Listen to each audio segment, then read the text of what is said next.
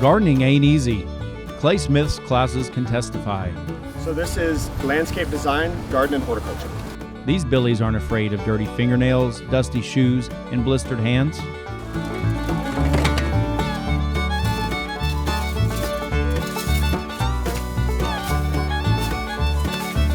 I always joke this is a problem-solving class.